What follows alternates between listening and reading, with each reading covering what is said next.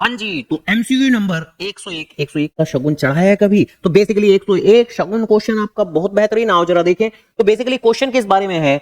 समीक्षा, अर्शिया, दिव्या, तीन पार्टनर हैं जिनका की ओल्ड प्रॉफिट शेयरिंग रेशियो दिया हुआ है और बाद में उन्होंने अपना प्रॉफिट शेयरिंग रेशियो बदल दिया, यानी change in profit sharing ratio का क्वेश्चन है। आगे बेसिकली बैलेंस शीट के अंदर एक डेबिट बैलेंस नजर आ रहा है प्रॉफिट एंड लॉस का, जो ऑब्वियसली डेबिट बैलेंस हमारा एक लॉस की कैटेगरी में फॉल करता है। अगर हमारा क्रेडिट बैलेंस होता तो निश्चित तौर पर उसको फायदा कहते हैं हम। हालांकि हमारे पास इन्वेस्टमेंट फ्लक्चुएशन फंड यानी इन्वेस्टमेंट के नाम का भी एक रिजर्व मौजूद है, जहां इन्वेस्टमेंट की मार्केट वैल्यू 30,000 है जबकि उसकी बुक वैल्यू तो 50,000 है। अगर 50,000 की बुक वैल्यू की मशीन की मार्केट वैल्यू 30,000 है तो ये भी अपने आप में एक लॉस है। तो देखिए यहां पर भी एक लॉस की बातें आ रही हैं, लेकिन हमारे पास रिजर्व कितना मौजूद है? 40,000 का। नुकसान कितना हुआ? 20,000 का। तो ये नुकसान हमारे रिजर्व से एडजस्ट हो जाएगा और एज अ रिजल्ट हमारे पास कितना बचेगा?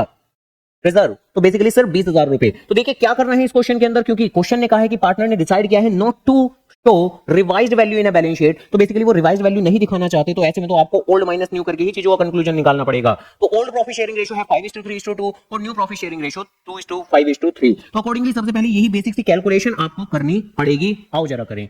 तो ओल्ड माइनस न्यू की कैलकुलेशन करनी पड़ेगी, जहां पर ओल्ड प्रॉफिट शेयरिंग रेशियो कितना है आपका 5:3:2 और न्यू प्रॉफिट शेयरिंग रेशियो कितना है हमारा 2:5:3, जिसके हिसाब से तीनों ही पार्टनर की इंडिविजुअली कैलकुलेशन करेंगे, समीक्षा, अर्शिया और दिव्या की। जहां अगर आप समीक्षा की कैलकुलेशन करें तो यहां पर 5/10 लिखेंगे, यहां पर 3/10 लिखेंगे, यहां पर 2/10 लिखेंगे। Accordingly new profit sharing ratio की मदद से यहां पर 2/10 लिखा जाएगा, यहां पर 5/10 और यहां पर 3/10। हम लोग जानते हैं अगर हमारा कंक्लूजन नेगेटिव में आए, जैसे कि यहां आ रहा है नेगेटिव में, तो उसको हम गेन पुकारते हैं। यहां अगर आपका नेगेटिव में आया माइनस के 2/10, ये भी आपका गेन माना जाएगा। यहां आपका पॉजिटिव आया है 3/10, तो इसको आप सैक्रिफाइस मानोगे। अगली और मोस्ट इंपॉर्टेंट बात, तो बेसिकली क्वेश्चन के अंदर दो बातें लिखी हुई थी। एक आपका प्रॉफिट एंड लॉस का डेबिट बैलेंस था, जो कि आपके लॉस की कैटेगरी में आएगा, ध्यान रखिएगा। और जिसका कि बैलेंस आपका क्वेश्चन के अंदर दिया हुआ था 50,000 रुपए का, तो लॉस का बैलेंस था 50,000 रुपए। हमारे पास इन्वेस्टमेंट फ्लक्चुएशन रिजर्व फंड भी मौजूद था, लेकिन वो था तो सही 40,000, लेकिन लॉस को सेट ऑफ करने के बाद में सिर्फ 20,000 ही बचा था। तो इन दोनों को आपस में जब मैं एडजस्ट करूंगा तो ऑब्वियसली लॉस की अमाउंट जीतेगी, और लॉस की अमाउंट मेरी कितनी आएगी बताओ कितनी आएगी? तो 50 में से 20 माइनस करके 30,000 रुपए आने वाली है।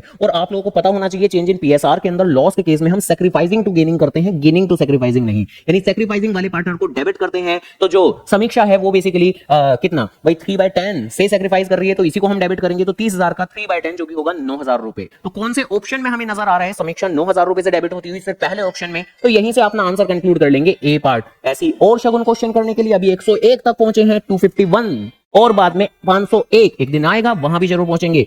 तो वीडियो को लाइक, चैनल को जरूर सब्सक्राइब।